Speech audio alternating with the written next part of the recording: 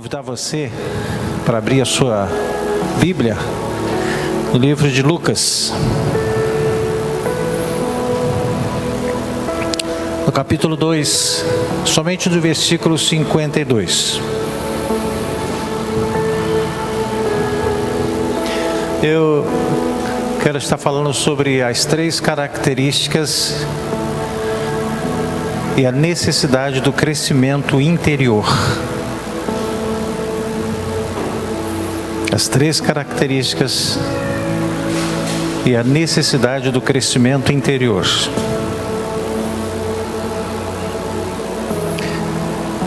Versículo 52 somente, diz assim: E crescia Jesus em sabedoria e em estatura e em graça para com Deus e os homens. Vou repetir.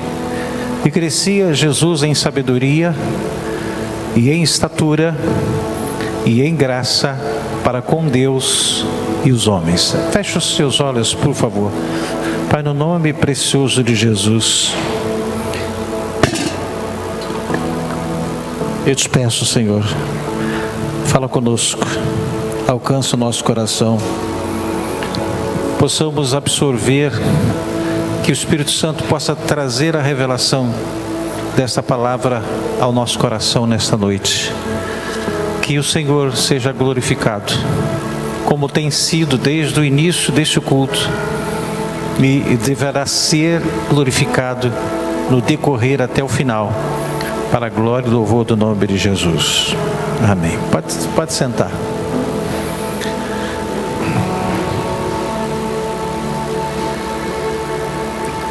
Às vezes quando a gente está, o ciclo da vida é muito fácil de se conhecer. A gente nasce, cresce, amadurece, depois envelhece e depois morre. Mas existem alguns ciclos que eu preciso fazer com que esse ciclo que eu estou enfrentando, eu possa produzir alguma coisa. Nós temos aqui esse texto que fala sobre Jesus.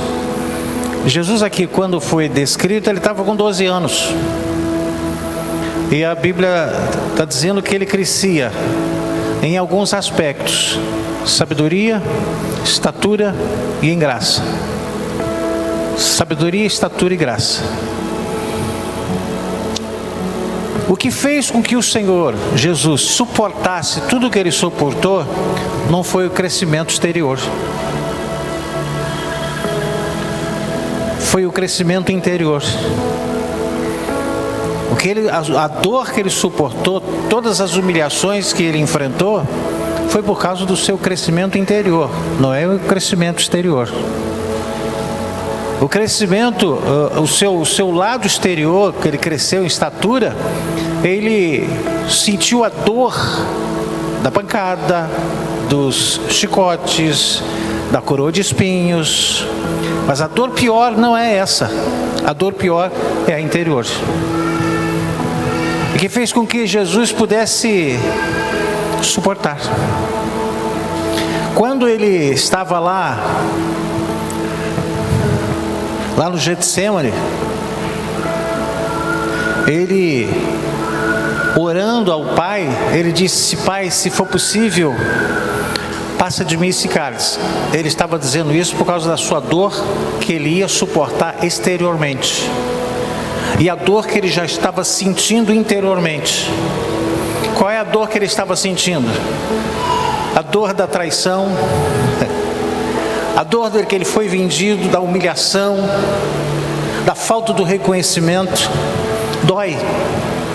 O dor da frustração, da decepção, tudo isso Jesus enfrentou. E deparando-se com aquilo que ele ia enfrentar e com aquilo que ele já estava enfrentando, ele disse: se for possível, passa de mim esse cálice. Mas aí ele, recompondo-se, disse: todavia não seja feita a minha, mas a tua vontade. E há um dos livros da Bíblia, dos 4 evangelhos, que fala que Deus enviou um anjo para consolá-lo. De tamanha era a sua dor interior. A ele ainda não havia o sofrimento exterior, mas o que machucava ele era a dor interior. Mas se ele suportou essa dor, porque houve um crescimento. Se você não crescer, se eu não crescer interiormente, eu não suportarei a dor de uma traição, a dor de uma crítica, a dor de uma humilhação. Eu preciso crescer interiormente. E esse crescimento, ele é fundamental na vida de uma pessoa. Tanto o crescimento interior quanto o crescimento exterior, ele tem um tempo determinado para chegar ao ponto máximo. Por exemplo, uma criança quando nasce, ela cresce, o ciclo de crescimento do menino é diferente da menina. A menina vai crescendo, crescendo, para, depois cresce, cresce, para e acabou. O menino cresce, para, cresce, para, cresce, para, cresce e para. Acabou. Ele tem... O interior também tem o seu limite. A Bíblia fala que nós precisamos crescer até alcançarmos a estatura completa de Cristo. Então tem prazo, tem tempo, tem medição. Estatura tem uma medida final. Jesus, quando ele era criança, ele teve o seu crescimento gradativo, como as demais crianças, e não como um menino prodígio. Jesus nunca foi menino prodígio. Ele era uma criança normal. Porém, a diferença de Jesus com as demais crianças é que ele foi uma criança, um adolescente, sem pecado no coração, na mente e no seu comportamento. Essa foi a diferença. As crianças, elas já nascem, daqui a pouco elas estão na maldade, na malícia. E Jesus cresceu como criança, como adolescente e na sua juventude sem maldade, sem pecado. Essa foi a diferença. Jesus teve uma infância e uma adolescência normal, saudável, no convívio com seus familiares, no convívio de pessoas próximas a eles, na cidadezinha de Nazaré. Todos os anos, os pais de Jesus, eles peregrinavam a Jerusalém para participar da festa lá da Páscoa. Nesse episódio descrito sobre a peregrinação a Jerusalém, Jesus havia completado 12 anos, numa dessas. E com a idade de 12 anos, o menino judeu se tornou filho da lei e membro pleno da sinagoga.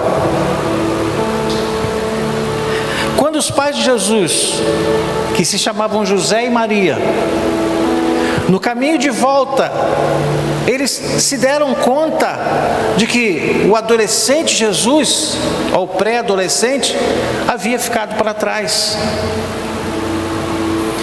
Então, José e Maria, como pai e mãe, ficaram preocupados e retornaram, interromperam o percurso e retornaram para buscar Jesus, para tentar achar Jesus. Eles voltaram em busca do filho e 3 dias depois é que eles conseguiram achar. Acharam aonde? Aonde que eles menos esperavam. Ele estava lá no templo conversando com os doutores da lei. E eles se surpreenderam pela forma como Jesus estava ali.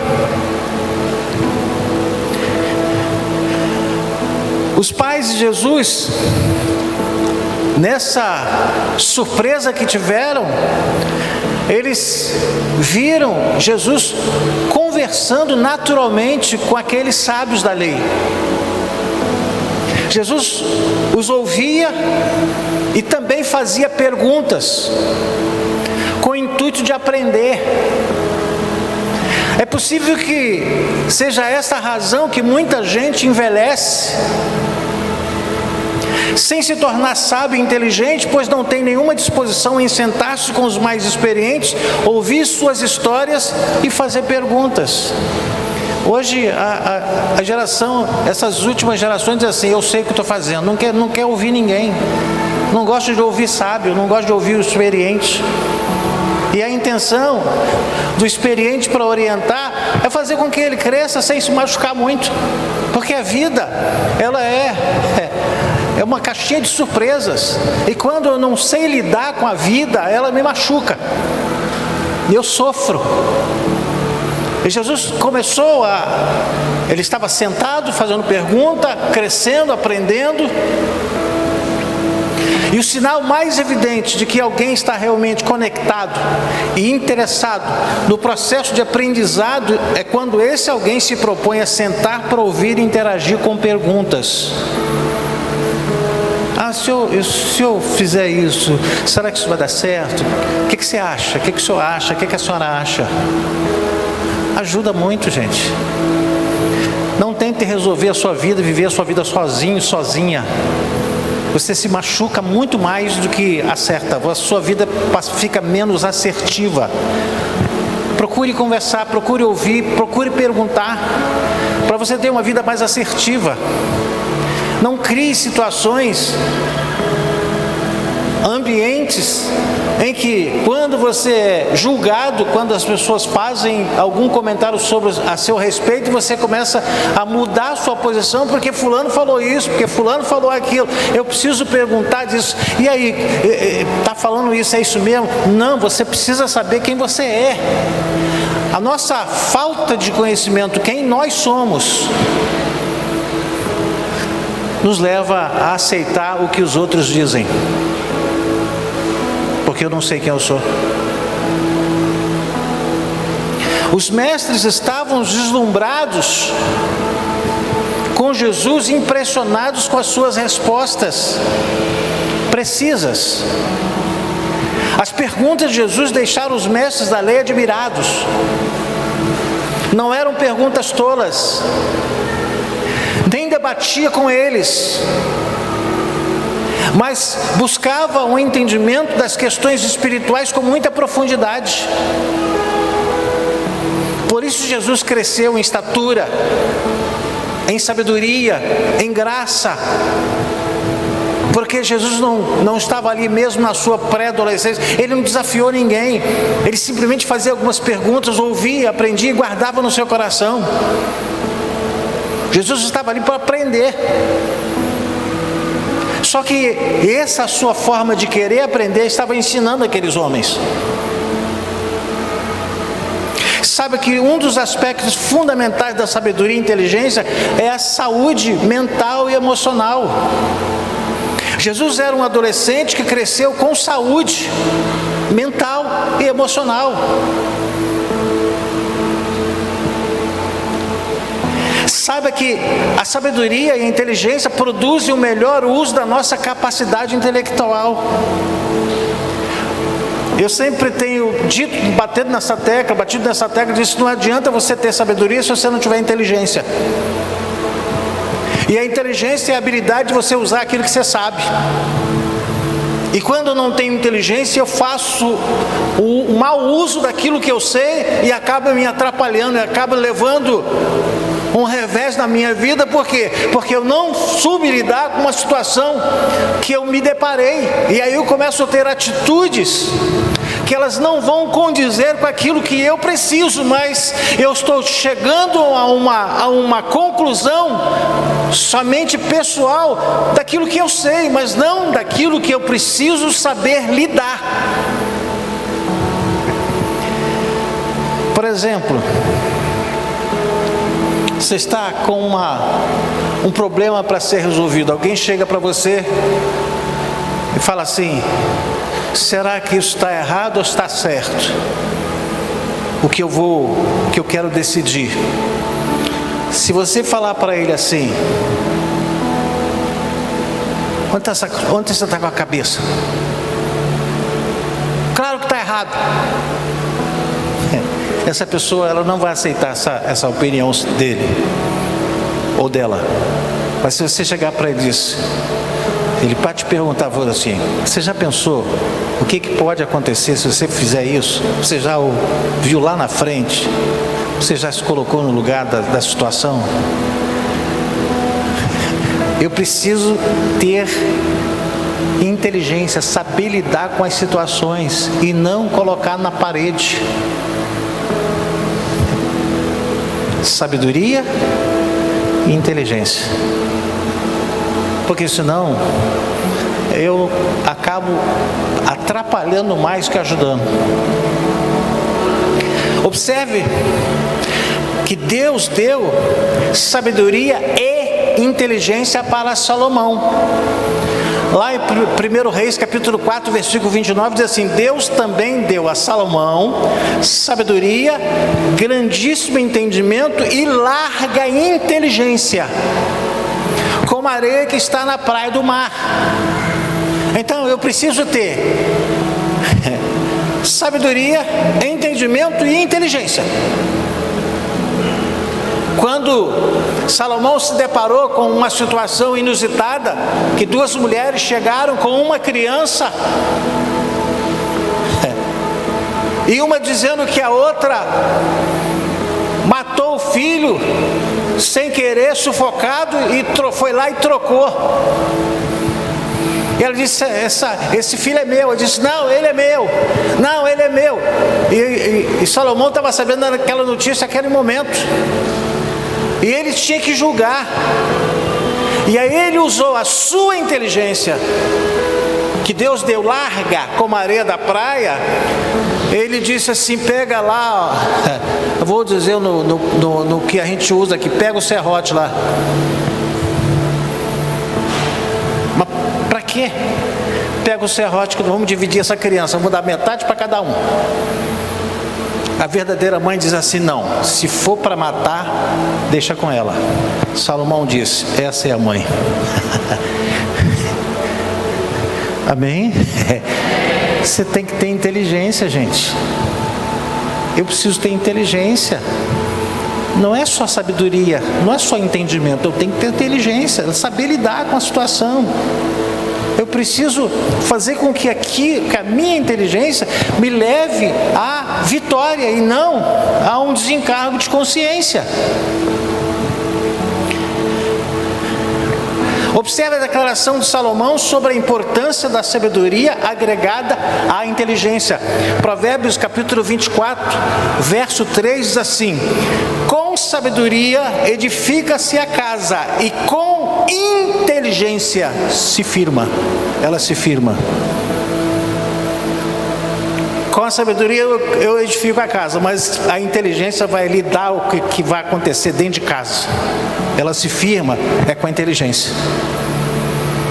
Se a pessoa está ali, não, quem manda sou eu. Não, eu tenho que ter inteligência para lidar com aquilo que foi firmado, aquilo que foi edificado. Então eu preciso ter sabedoria e preciso ter inteligência. Observe o que o apóstolo Tiago, ele falou sobre a necessidade de ter sabedoria e inteligência e as evidências de quem as tem. Tiago capítulo 3, versículo 13 diz assim: quem entre vós é sábio e inteligente, mostrem em mansidão de sabedoria, mediante condigno proceder às suas obras. O que é isso aí? Saber lidar em qualquer situação, mesmo que ela seja adversa, mesmo que ela seja decepcionante, mesmo que ela seja frustrante, mas eu preciso aprender a lidar com toda e qualquer situação, para eu não me expor, para eu não comprometer toda a situação em si.